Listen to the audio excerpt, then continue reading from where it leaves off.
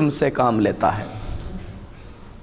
وصیت اللہ کی مرضی کے مطابق نہیں لکھاتا، اپنی منمانی کر کے لکھاتا ہے۔ جس کی محبت اس کے دل میں زیادہ ہے اس کے لیے وصیت کر دیتا ہے۔ رسول اللہ صلی اللہ علیہ وسلم فرماتے ہیں فَيُخْتَمُ لَهُ بِشَرٍ، اس کی اس برائی پر اس کا خاتمہ ہو جاتا ہے، فَيَدْخُلُ النَّارِ، بدلے میں جہنم میں داخل ہو جاتا ہے۔ 70 سال عبادتیں کی، نیک اعمال کیے، صدقہ و خیرات کیے، آخری وقت میں اللہ نے جس کا جو حق دیا اس حق کو اللہ کی مرضی کے مطابق تقسیم کرنے کے بجائے اپنی منمانی سے تقسیم کیا، نہ دنیا کا فائدہ ہوا نہ آخرت کا۔ رسول اللہ صلی اللہ علیہ وسلم فرماتے ہیں آخری اس کی وصیت کے مطابق اس کا خاتمہ ہو جاتا ہے، جہنم میں داخل ہو جاتا ہے۔ اس کے برخلاف کوئی آدمی عام زندگی جیتا ہے جس میں اس نے گناہ بھی کیے ہیں، لیکن موت کے وقت اللہ کا خوف طاری ہو جاتا ہے، حق کے ساتھ لوگوں کے جو حقوق ہیں ان حقوق کے مطابق وصیت کرتا ہے۔ محمد الرسول اللہ صلی اللہ علیہ وسلم فرماتے ہیں کہ اس کی وصیت کے مطابق اس کا خاتمہ خیر سے ہوتا ہے، جنت میں داخل ہو جاتا ہے۔ ان باتوں کو بیان کرنے کے بعد ابو ہریرہ رضی اللہ تعالیٰ عنہ نے قرآن کریم کی آیت کریمہ تلاوت فرمائی، کہا تلک حدود اللہ، یہ اللہ کی حدیں ہیں، اللہ کے مقرر کردہ اصول ہیں، حدیں ہیں۔ لڑکے کا حق، لڑکی کا حق، ماں کا حق، باپ کا حق، بیوی کا حق، انصاف کے ساتھ سب کے حقوق تقسیم کیے جائیں۔ تلک حدود اللہ، یہ اللہ کے حدود ہیں۔ وَمَن يُطِعِ اللَّهَ وَرَسُولَهُ يُدْخِلْهُ جَنَّاتٍ تَجْرِي مِن تَحْتِهَا الْأَنْهَارُ، جو اللہ اور اس کے رسول صلی اللہ علیہ وسلم کی اطاعت کرے گا اللہ اسے ایسی جنتوں میں داخل فرمائے گا جس کے نیچے سے نہریں بہہ رہی ہوں گی، خالدین فیہا ابدا، ان جنتوں میں وہ ہمیشہ ہمیشہ رہیں گے۔ ذالک الفوز العظیم، حقیقت میں یہی بڑی کامیابی ہے۔ وَمَن يَعْصِ اللَّهَ وَرَسُولَهُ وَيَتَعَدَّ حُدُودَهُ يُدْخِلْهُ نَارًا، جو اللہ کی نافرمانی کرے، رسول اللہ صلی اللہ علیہ وسلم کی نافرمانی کرے، اللہ کی حدوں سے تجاوز کر جائے، اللہ نے جو حدیں مقرر کی ہیں اللہ کے ان حدود کو توڑ دے، یدخلہ نارا، اللہ اسے جہنم میں داخل فرمائے گا، خالداً فیہا، وہ اس جہنم میں ہمیشہ ہمیشہ رہے گا، وَلَهُ عَذَابٌ مُّہِینٌ، اور ایسے شخص کے لیے اللہ تبارک و تعالیٰ نے بڑا بھیانک عذاب تیار کر رکھا ہے۔ میرے محترم بھائیو، عدل و انصاف یہ ایک ایسی صفت ہے جو ہر شخص کے اندر ہونی چاہیے۔ ہر شخص ذمہ دار ہے، کسی چھوٹے بڑے قضیے میں فیصلہ کرنا پڑے آدمی عدل و انصاف سے کام لے، اپنے بچوں کے درمیان عدل و انصاف سے کام لے، رشتہ داروں کے بارے میں عدل و انصاف سے کام لے۔ جو شخص انصاف کے ساتھ اس دنیا سے جائے گا وہ محمد الرسول اللہ صلی اللہ علیہ وسلم کی خوشخبری سن لے، قیامت کے دن جب کوئی سایہ نہیں ہوگا اللہ تبارک و تعالی اپنے عرش کے سائے میں جگہ عطا فرمائے گا۔ حافظ ابن حجر عسقلانی رحمۃ اللہ علیہ نے فرمایا اگرچہ کہ یہ بات انصاف کرنے والے بادشاہ کے بارے میں کہی گئی ہے، لیکن معنوی طور پر ہر اس شخص کے لیے یہ بات صادق آتی ہے جس نے دو آدمیوں کے درمیان بھی اگر زندگی میں فیصلہ کیا ہو اور اللہ سے ڈر کر انصاف سے فیصلہ کیا ہو۔ ہم اللہ سے دعا کرتے ہیں کہ اللہ تبارک و تعالی ہم تمام کو کتاب اللہ اور سنت رسول کے مطابق زندگی گزارنے کی توفیق عطا فرمائے، ایمان کے ساتھ اللہ رب العالمین ہمیں زندہ رکھے، ایمان کی حالت میں اللہ تعالیٰ اٹھا لے، عدل و انصاف کو سمجھ کر اس پر عمل کی اللہ توفیق عطا فرمائے۔ قیامت کے دن جب سب پریشان ہوں گے اللہ رب العالمین اپنی مہربانی سے اپنے عرش کے سائے میں ہمیں جگہ عطا فرمائے۔ اقول قولی ھذا واستغفر اللہ لی ولکم ولسائر المسلمین فاستغفروہ انہ هو الغفور الرحیم۔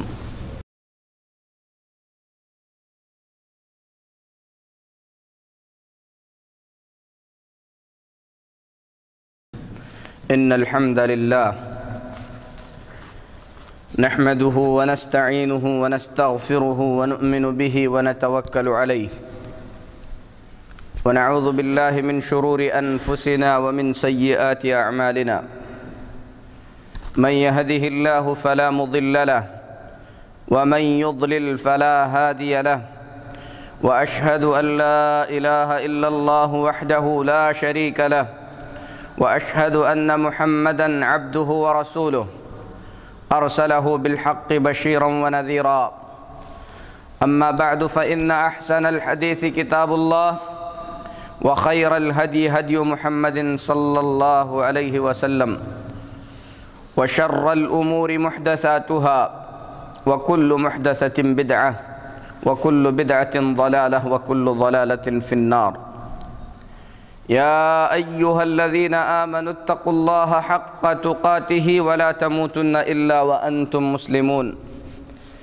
يا أيها الناس اتقوا ربكم الذي خلقكم من نفس واحدة وخلق منها زوجها وبث منهما رجالا كثيرا ونساء واتقوا الله الذي تساءلون به والأرحام إن الله كان عليكم رقيبا يا أيها الذين آمنوا اتقوا الله وقولوا قولا سديدا يصلح لكم أعمالكم ويغفر لكم ذنوبكم ومن يطع الله ورسوله فقد فاز فوزا عظيما أما بعد محترم حاضرین جمعہ،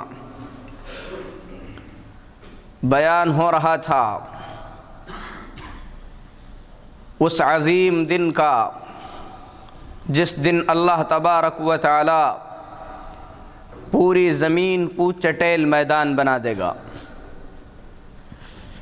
پوری زمین پر کہیں بھی کسی بھی طریقے کا کوئی سایہ نہیں ہوگا۔ سورج کو انسانوں سے قریب کر دیا جائے گا اور لوگ اپنے اعمال کے مطابق پسینے میں غرق ہوں گے۔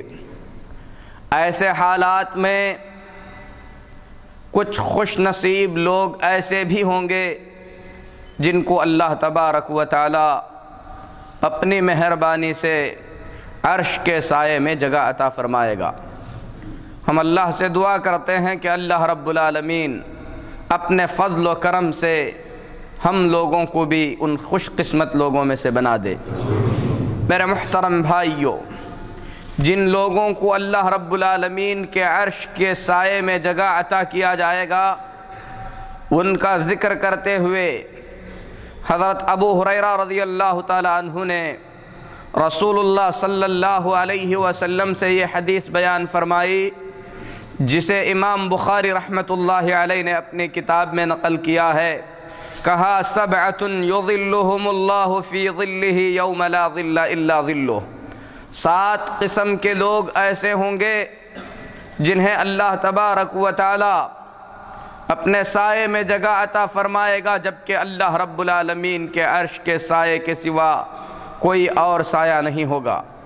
الامام العادل، سب سے پہلا شخص تو وہ انصاف کرنے والا حکمران ہے جو اپنے ماتحتوں کے درمیان عدل و انصاف سے فیصلہ کیا کرتا تھا، جس کی تفصیل گزشتہ جمعہ میں بیان کی گئی کہ اگرچہ کہ یہ بات نبی کریم صلی اللہ علیہ وسلم نے عام حاکم کے لیے بیان فرمائی ہے، لیکن اہل علم نے اس حدیث کے مفہوم کو بیان کرتے ہوئے کہا کہ اگر امت کا کوئی شخص 2 آدمیوں کے درمیان کتاب اللہ اور سنت رسول صلی اللہ علیہ وسلم کے مطابق عدل و انصاف سے فیصلہ کرے تو نبی کریم صلی اللہ علیہ وسلم کی اس بشارت میں داخل ہو سکتا ہے۔ اس کے بعد دوسرے شخص کا ذکر کرتے ہوئے نبی کریم صلی اللہ علیہ وسلم نے فرمایا وَشَابٌ نَشَأَ فِي عِبَادَةِ رَبِّهِ، دوسرا خوش قسمت وہ نوجوان ہے جس کی پرورش، جس کی تربیت اللہ رب العالمین کی عبادت میں ہوئی ہو۔ میرے محترم بھائیو، اللہ تبارک و تعالی نے انسان کو پیدا کیا، بہت ہی زیادہ کمزور پیدا کیا۔ واللہ خلقکم من ضعف ثم جعل من بعد ضعف قوة، اللہ نے تم کو کمزور پیدا کیا، اس انداز میں پیدا کیا کہ انسان اپنے آپ کو بھی پہچانتا نہیں تھا، کسی بھی طریقے کی محنت، کوشش، سوچ سمجھ، کسی طریقے کی کوئی لیاقت اور قابلیت نہیں تھی۔ کمزوری کے عالم میں اللہ رب العالمین نے انسان کو دنیا میں بھیجا۔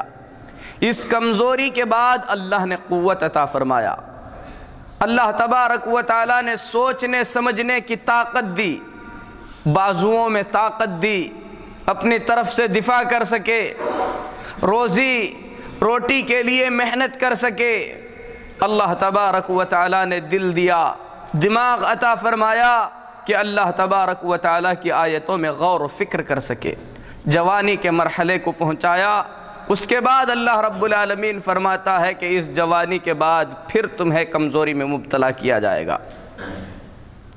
تو یہ جو جوانی ہے جو اللہ تبارک و تعالیٰ عطا فرماتا ہے، یہ رب العالمین کی ایک بڑی نعمت ہے، اور جس کی پرورش، جس کی تربیت اللہ رب العالمین کی اطاعت اور فرما برداری میں ہوگی۔ نبی کریم صلی اللہ علیہ وسلم فرماتے ہیں کہ جب قیامت کے دن اللہ کے عرش کے سوا کوئی اور سایہ نہیں ہوگا، ایسے نوجوان کو اللہ تبارک و تعالیٰ اپنے عرش کے سائے میں جگہ عطا فرمائے گا۔ جوانی کا مرحلہ کیا ہوتا ہے؟ اہل علم نے اس کی تحدید کرتے ہوئے فرمایا ہے کہ بلوغت کے بعد سے لے کر 33 سال کی عمر کا جو وقفہ ہے، یہ وقفہ جوانی کا وقفہ کہلاتا ہے۔ اگر کوئی شخص بچپن سے اللہ کی اطاعت اور فرما برداری میں پروان چڑھے، اس کی تربیت اللہ تبارک و تعالیٰ کی عبادت کے ساتھ ہونے لگے، یہاں تک کہ جب جوانی کے مرحلے میں قدم رکھے تو وہ اس قابل بن چکا ہو کہ اللہ تبارک و تعالیٰ کی عبادت اور اللہ رب العالمین کی محبت سے اسے لگاؤ ہو چکا ہو، تو ایسے شخص کے بارے میں نبی کریم صلی اللہ علیہ وسلم نے فرمایا کہ قیامت کے دن اسے اللہ کے عرش کے سائے میں جگہ ملے گی۔ میرے محترم بھائیوں، جوانیاں یہ اللہ رب العالمین کی عظیم نعمت ہیں، اسی لیے نبی کریم صلی اللہ علیہ وسلم فرماتے ہیں قیامت کے دن جب تک آدمی سے 3 سوال نہیں کیے جائیں گے، بعض روایات میں ہے 4 سوال نہیں کیے جائیں گے، بعض روایات میں ہے جب تک آدمی سے 5 سوال نہیں کیے جائیں گے وہ اپنی جگہ سے ہل نہیں پائے گا، اس کے قدم جکڑ دیے جائیں گے۔ پہلا سوال ہوگا اس کی عمر کے بارے میں کہ عمر کو اس نے کہاں گزاری ہے، کس طریقے سے گزاری ہے۔ ایک سوال ہوگا جوانی کے بارے میں، خصوصیت کے ساتھ کہ اس نے اپنی جوانی کہاں پر کٹائی ہے۔ ایک سوال ہوگا مال کے بارے میں کہ کہاں سے کمایا ہے۔ دوسرا سوال بھی مال کے متعلق ہوگا کہ خرچ کہاں پر کیا ہے، اور 5واں سوال ہوگا علم کے بارے میں کہ اس علم پر اس نے عمل کتنا کیا ہے۔ ان 5 سوالات کے جوابات اچھی طریقے سے یاد کر لینا، اس کی اچھی تیاری کر لینا، کیونکہ قیامت کے دن انسان سے ان 5 باتوں کے بارے میں پوچھا جائے گا۔ عمر کے بارے میں پوچھا جائے گا کہ عمر کہاں پر کٹی ہے، جوانی کے بارے میں خصوصیت سے پوچھا جائے گا۔ جب عمر کے بارے میں پوچھا گیا تو پھر جوانی کے بارے میں خصوصیت سے پوچھنے کا مطلب کیا ہے؟ یہی مطلب ہے کہ پورے عمر میں جوانی کا ایک خاص مقام ہے، ایک خاص مرتبہ ہے۔ اسی لیے عمر کے متعلق عام سوال ہوا تو اس کے بعد خصوصیت کے ساتھ جوانی کے بارے میں پوچھا جائے گا۔ محمد الرسول اللہ صلی اللہ علیہ وسلم فرماتے ہیں اغتنم 5 قبل 5، 5 چیزوں کے آنے سے پہلے 5 چیزوں کو غنیمت سمجھ لینا۔ بڑھاپے کے آنے سے پہلے اپنی جوانی کو غنیمت سمجھنا، موت آنے سے پہلے اپنی زندگی کو غنیمت سمجھ لینا، بیماری آنے سے پہلے اللہ نے صحت اور عافیت عطا فرمائی ہے تو اس صحت اور عافیت کو غنیمت سمجھنا۔ غنیمت سمجھنے کا مطلب کیا ہے؟ یعنی اس میں جو کر سکتے ہو کر گزرنا، بعد میں کرنے کی فکر میں رہ کر اس کو تباہ و برباد نہ کر دینا۔ رسول اللہ صلی اللہ علیہ وسلم نے فرمایا اگر اللہ تبارک و تعالیٰ نے تمہیں خالی وقت عطا فرمایا ہے تو اس خالی گھڑی کو مشغولیت کے آنے سے پہلے غنیمت سمجھ لینا۔ تو میرے محترم بھائیو، یہ جوانی نبی کریم صلی اللہ علیہ وسلم نے ایک غنیمت بتلائی ہے۔ اللہ تبارک و تعالیٰ نے جوانی کا مرحلہ اگر عطا فرمایا ہے تو میرے نوجوان ساتھیوں، جوانی کے اس مرحلے کو غنیمت سمجھو۔ میری پیاری بہنوں، جوانی کے اس مرحلے کو غنیمت سمجھو، کیونکہ قیامت کے دن اس جوانی کے بارے میں پوچھا جائے گا۔ اور یہ بات بالکل واضح اور سب سمجھتے ہیں کہ ہر قوم کے ریڑھ کی ہڈی اس کے نوجوان ہوتے ہیں۔ قرآن پاک میں اللہ تبارک و تعالیٰ نے سورہ کہف کے اندر نوجوانوں کا تذکرہ فرمایا ہے، وہ نوجوان جنہوں نے حق کے خاطر اپنے ملک سے بغاوت کی تھی، پھر اس کے بعد دنیا کا عیش و آرام چھوڑ کر وہ ایک غار میں چھپ گئے تھے۔ اللہ تبارک و تعالیٰ نے ان کی مدد اس طریقے سے فرمائی کہ 309 سال تک وہ اس غار کے اندر سوئے رہے، اور اللہ تبارک و تعالیٰ ان کی کروٹیں بدلتے رہا۔ اللہ رب العالمین نے فرمایا کہ وہ ایمان والے تھے، اللہ نے ان کی حفاظت فرمائی۔ آج ہم نوجوان،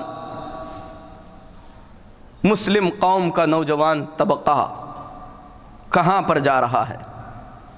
غور کرنے کی بات ہے، سوچنے کی بات ہے۔ ہماری جوانیاں کہاں کٹ رہی ہیں؟ ٹیکنالوجی کا زمانہ ہے، ترقی کا زمانہ ہے۔ ترقی کے اعتبار سے ہم نے اپنی جوانیاں کاٹنے کے لیے انٹرنیٹ کو اپنا لیا، بیٹھ کر ایسے لوگوں سے باتیں اور چیٹنگ کرتے ہیں جنہیں ہم زندگی میں دیکھے بھی نہیں ہیں۔ بیکار کی بکواس، ادھر ادھر کی گفتگو میں ہماری جوانیاں کٹ رہی ہیں۔ اور اس سے بھی آگے بڑھیں، ہمارے نوجوانوں کی جوانیاں تھیٹروں میں کٹ رہی ہیں، فلموں میں کٹ رہی ہیں، یا اس سے بھی آگے بڑھیں، عشق و معشوقی کے قصوں میں کٹ رہی ہیں۔ اگر اس سے بھی آگے بڑھیں تو میرے محترم بھائیوں، فحاشی، شراب نوشی، جوا میں کٹ رہی ہیں۔ اور کچھ نوجوان ایسے بھی ہیں جنہیں کھیلوں کا شوق ہے، کھیلنا تو نہیں، کھیلنے والوں کو دیکھ رہے ہیں، بلکہ یہ جنون کسی کو اس حد تک چڑھ گیا ہے کہ اگر اس کی ٹیم ہار جائے تو ایسی صورت میں خودکشی تک کر لیتا ہے۔ یہ ہمارے نوجوانوں کا حال ہے۔ وہ نوجوان کیسے تھے جنہیں محمد الرسول اللہ صلی اللہ علیہ وسلم نے تربیت دی؟ اسامہ بن زید رضی اللہ تعالیٰ عنہ 17 سال کا نوجوان ہے۔ محمد الرسول اللہ صلی اللہ علیہ وسلم کمانڈر بنا رہے ہیں ایک ایسی فوج کا جس فوج میں ابو بکر صدیق ہیں، عمر بن خطاب ہیں رضی اللہ تعالیٰ عنہما۔ آپ صلی اللہ علیہ وسلم کی مبارک زندگی کی آخری فوج بھیجی جا رہی ہے، اس کا کمانڈر بنایا جا رہا ہے صرف 17 سال کے نوجوان کو، اور ایسے قوم کی جانب بھیجا جا رہا ہے، ایسے دشمن سے ٹکر لینے کے لیے بھیجا جا رہا ہے جو اس وقت مسلمانوں کا سب سے زیادہ طاقتور دشمن تھا۔ اسامہ بن زید رضی اللہ تعالیٰ عنہ محمد الرسول اللہ صلی اللہ علیہ وسلم کے بھیجنے کے بعد نکلتے ہیں، آپ کی وفات کی خبر سن کر واپس آتے ہیں۔ حضرت ابو بکر صدیق رضی اللہ تعالیٰ عنہ نے دوبارہ بھیجا۔ میرے محترم بھائیوں، تاریخ شہادت دیتی ہے کہ 40 دن کے بعد اسامہ بن زید رضی اللہ تعالیٰ عنہ کا لشکر فاتحانہ انداز میں روم سے واپس لوٹتا ہے۔ ابو بکر صدیق رضی اللہ تعالیٰ عنہ کے پاس پہنچتا ہے، پورے لوگ ایک آواز ہو کر کہتے ہیں کہ آج تک تاریخ میں اسامہ بن زید رضی اللہ تعالیٰ عنہ کے جیسا لشکر جو سلامتی کے ساتھ واپس آیا ہے دیکھا نہیں گیا۔ پوری فوج کے اندر کوئی زخمی تک نہیں ہوا تھا، فتح کر کے لشکر واپس لوٹتا ہے، لشکر کا کمانڈر صرف 17 سال کا نوجوان ہے۔ آج ہم نے 17 سال کی زندگی میں 17 سال کی عمر میں کیا کیا ہے؟ اس سے بھی آگے بڑھ گئی ہماری عمریں۔ میرے محترم بھائیوں، جوانی کو ہم نے کہاں پر گزارا ہے؟ عبداللہ بن عمرو بن عاص رضی اللہ تعالیٰ عنہ پورے قرآن کو حفظ کر لیتے ہیں۔ ایک ہی رات میں اللہ رب العالمین کے سامنے کھڑے قرآن کریم کی تلاوت کر کے پورا قرآن ختم کرتے ہیں۔ محمد الرسول اللہ صلی اللہ علیہ وسلم کو اطلاع ہوتی ہے۔ عبداللہ بن عمرو بن عاص کو بلاتے ہیں، کہتے ہیں کہ اے عبداللہ، قرآن کریم کو ختم کرنا ہے تو 1 مہینے میں 1 مرتبہ ختم کرو۔ مدینے کا یہ نوجوان اپنے نبی محمد الرسول اللہ صلی اللہ علیہ وسلم سے اجازت مانگتا ہے، کہتا ہے اے اللہ کے رسول صلی اللہ علیہ وسلم، میں جوان ہوں، مجھ میں طاقت ہے، اجازت دے دیجئے کہ میں قرآن کریم سے فائدہ اٹھاؤں، قرآن کریم سے میری دلچسپی ہے، مزید پڑھنے کی اجازت دیجئے۔ محمد الرسول اللہ صلی اللہ علیہ وسلم فرماتے ہیں کہ 20 دن میں 1 مرتبہ پڑھ سکتے ہو۔ کہتے ہیں اللہ کے رسول صلی اللہ علیہ وسلم، دعنی اتمتع بشبابی وقوتی، میری قوت اور جوانی سے فائدہ اٹھانے کی اجازت دیجئے، مجھے اجازت دیجئے کہ میں قرآن کریم کو اس سے بھی کم عرصے میں ختم کروں۔ محمد الرسول اللہ صلی اللہ علیہ وسلم فرماتے ہیں 10 دن میں ختم کرنے کی اجازت ہے۔ فرماتے ہیں دعنی اتمتع بقوتی و شبابی، اے محمد صلی اللہ علیہ وسلم، میں نوجوان اور طاقت ہوں، اپنی اس جوانی اور طاقت سے فائدہ اٹھانے کی اجازت دیجئے، مجھے حکم دیجئے، اجازت دیجئے کہ میں قرآن کریم کو اس سے بھی کم عرصے میں ختم کر سکوں۔ محمد الرسول اللہ صلی اللہ علیہ وسلم فرماتے ہیں اقرأہ فی 7 ایام، زیادہ سے زیادہ 7 دن میں 1 مرتبہ قرآن ختم کر سکتے ہو۔ پھر فرماتے ہیں دعنی اتمتع بشبابی وقوتی، اے محمد صلی اللہ علیہ وسلم، میری نوجوانی اور میری طاقت سے فائدہ اٹھانے کی اجازت دیجئے۔ فرماتے ہیں فابا، اللہ کے رسول صلی اللہ علیہ وسلم نے 7 دن سے کم میں قرآن ختم کرنے کی اجازت نہیں دی۔ جوانی کی عمر اللہ کے یہ بندے کہاں پر گزارتے تھے؟ رات کی تاریکی میں اپنے پیروں پر کھڑے ہو کر اللہ کی عبادت کرتے تھے۔ حضرت علی رضی اللہ تعالی عنہ مکہ کے نوجوان تھے۔ محمد الرسول اللہ صلی اللہ علیہ وسلم کی دعوت پر انہوں نے جب اسلام قبول کر لیا تو اس نوجوان نے اسلام کے لیے کیا کچھ پیش نہیں کیا۔ رسول اللہ صلی اللہ علیہ وسلم ہجرت کر کے جا رہے تھے۔ علی رضی اللہ تعالیٰ عنہ کو اپنے بستر پر سلایا۔ کتنا بڑا خطرہ تھا، لیکن اس نوجوان نے مول لیا۔ جانتا تھا کہ گھر کے اطراف 40 سے زیادہ ننگی تلواریں میرے خلاف نکل چکی ہیں، جن تلواروں کے اندر زہر پلایا گیا ہے، کبھی بھی یہ تلواریں مجھ پر حملہ آور ہو سکتی ہیں، لیکن رسول اسلام کو بچانے کے خاطر اسلام کے اس فدائی نے اتنی بڑی قربانی دی، اپنے آپ کو نبی کے بستر پر سلا دیا اور محمد الرسول اللہ صلی اللہ علیہ وسلم ہجرت کر کے چلے گئے۔ آج ہم نوجوانوں نے کیا قربانیاں دی؟ نبی کی ہجرت کے بعد یہ خود بھی مکہ کی طرف نکل پڑے۔ مکہ کی طرف چلے، کوئی سواری نہیں تھی۔ اس صحرا میں، اس سنگلاق علاقے میں، مکہ اور مدینے کے درمیان کا پورا علاقہ خطرناک پہاڑیوں کا علاقہ ہے۔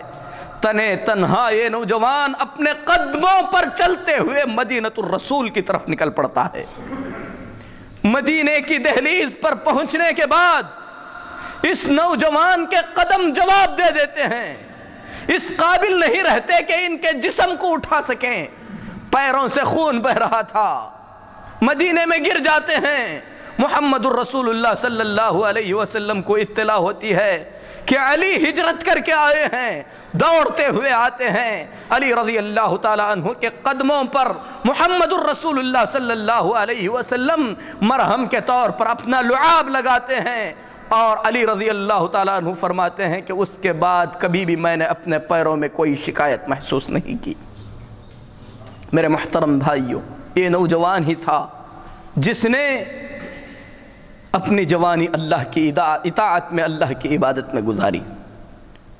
محمد الرسول اللہ صلی اللہ علیہ وسلم نے جب مکہ مکرمہ کے اندر اپنی نبوت کا اعلان کیا، کہا کہ میں اللہ کا رسول ہوں، اللہ کے سوا کوئی عبادت کے لائق نہیں، تو مکہ کا ایک نوجوان نہیں بلکہ مکہ کا ایک رئیس زادہ جو ایسا لباس پہنتا تھا جسے 2000 درہم میں خریدا جاتا تھا، ایسا نوجوان جو ایسی خوشبو لگا کر مکے کی گلیوں سے گزرتا تھا کہ گھر میں بیٹھا ہوا شخص بھی سمجھ جاتا تھا کہ مصعب بن عمیر اس گلی سے گزرے ہیں، اسلام قبول کرتے ہیں۔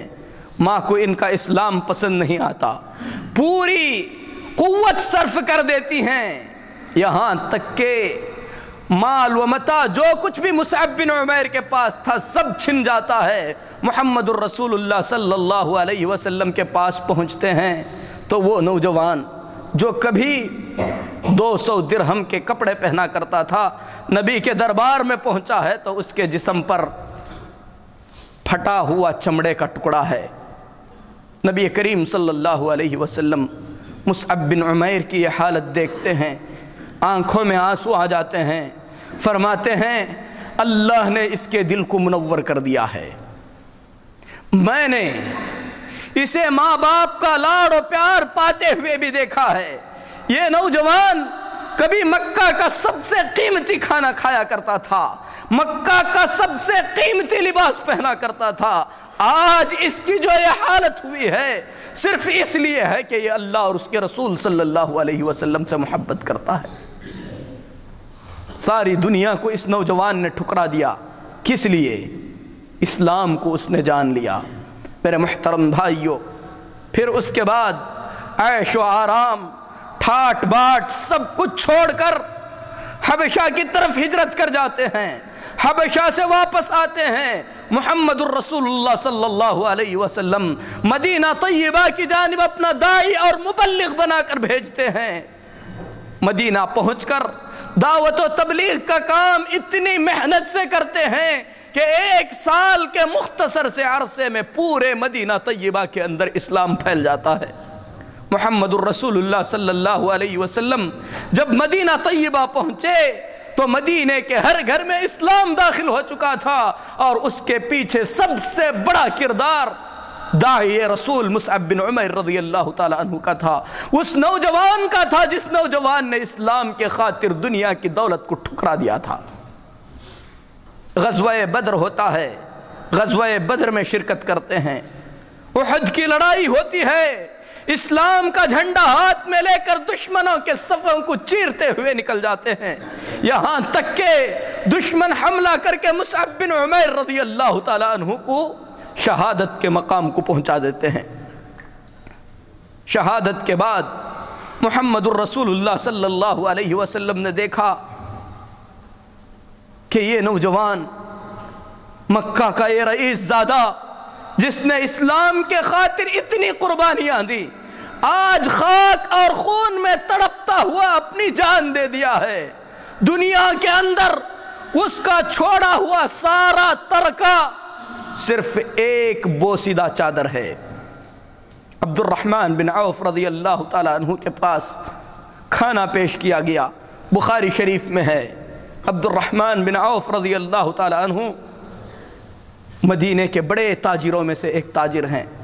کھانا جب سامنے رکھا گیا، عبد الرحمن بن عوف رضی اللہ تعالیٰ عنہ کی آنکھوں میں آنسو نکل آئے، کھانا ایک طرف کر دیا، زار و قطار رونے لگے، فرمایا مصعب بن عمیر مجھ سے بہتر شخص تھے، غزوہ احد میں شہادت ہوئی، اللہ کی قسم ایک چھوٹی سی چادر ان کے کفن کے لیے باقی تھی، چادر اتنی چھوٹی تھی کہ اگر سر ڈھانکا جاتا تو پیر کھل جاتے تھے، اگر پیر ڈھانکے جاتے تو سر کھل جاتا تھا۔ ان کی بے بسی کو دیکھ کر محمد الرسول اللہ صلی اللہ علیہ وسلم نے فرمایا کہ اس نوجوان کے سر کو ڈھک دو، پیروں پر گھاس ڈال کر اسے دفن کر دو۔ بعض روایات میں ہے ان کی بوسیدہ چادر کو دیکھ کر محمد الرسول اللہ صلی اللہ علیہ وسلم نے اپنے آنکھوں میں آنسو لاتے ہوئے فرمایا کہ مصعب تم وہی تو ہو جو مکہ کے اندر کبھی قیمتی لباس پہن کر گھوما کرتے تھے، آج تمہارے کفن کے لیے چادر تک میسر نہیں ہے۔ کہاں کٹتی تھی ان نوجوانوں کی نوجوانیاں؟ وہ نوجوان اپنی جوانیاں کہاں پر گزارتے تھے؟ نوجوانوں، آج ہماری جوانیاں کہاں کٹ رہی ہیں؟ کیا مصعب بن عمیر، اسامہ بن زید، علی بن ابی طالب، اصحاب کہف کے نوجوان ہمارے لیے قدوہ اور نمونہ نہیں بن سکتے کہ ہم اپنا نمونہ ان فلم ایکٹروں میں تلاش کریں جو داڑھی مونڈ کر گھومتے ہیں، انہی کی طرح ہم بھی اپنی داڑیاں بیچ دیں؟ میرے مسلمان بھائیوں، کیا محمد الرسول اللہ صلی اللہ علیہ وسلم کی شکل ہمیں پسند نہیں آتی کہ ہم بھی ان کے نقش قدم پر چلتے ہوئے محمد الرسول اللہ صلی اللہ علیہ وسلم کی طرح داڑیاں رکھ لیں؟ قربان جائیے، ماں عائشہ پر فرماتی ہیں الحمدللہ الذی جمل الرجال باللحا، اللہ کی تعریف ہے جس نے مردوں کو داڑھی سے خوبصورتی عطا فرمائی۔ خوبصورت بننا چاہتے ہو؟ حقیقی خوبصورتی یہ ہے کہ داڑھی رکھو۔ یہ داڑھی انبیاء علیہم الصلاۃ والتسلیم کی سنت ہے۔ محمد الرسول اللہ صلی اللہ علیہ وسلم فرماتے ہیں 10 من الفطرہ، 10 چیزیں فطرت میں سے ہیں، ان میں سے ایک داڑھی رکھنا ہے۔ بلکہ نبی فرماتے ہیں انبیاء میں سے ہر نبی نے داڑھی رکھی ہے، انبیاء میں سے ہر نبی نے داڑھی رکھی ہے۔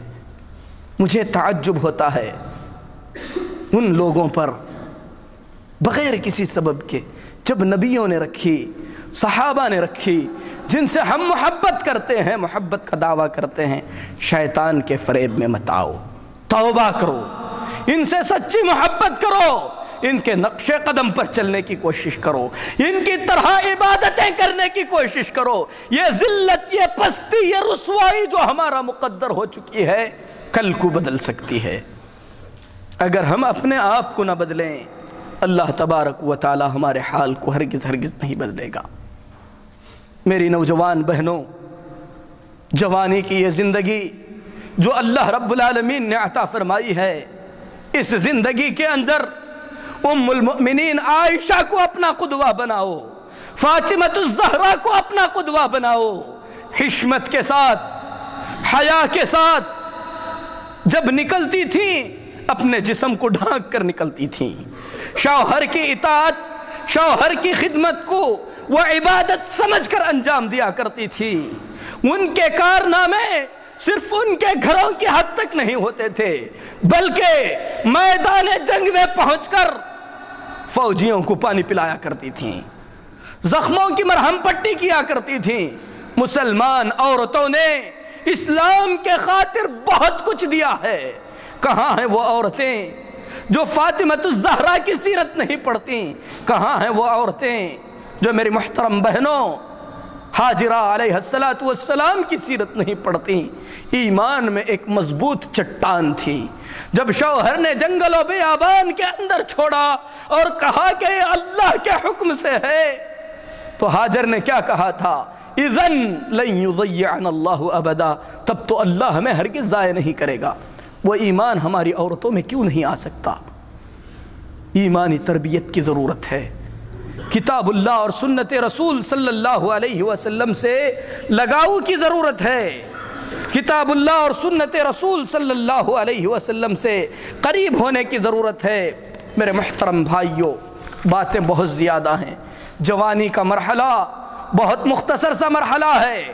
عبادت کا مطلب صرف نماز، روزہ، حج نہیں ہے، بلکہ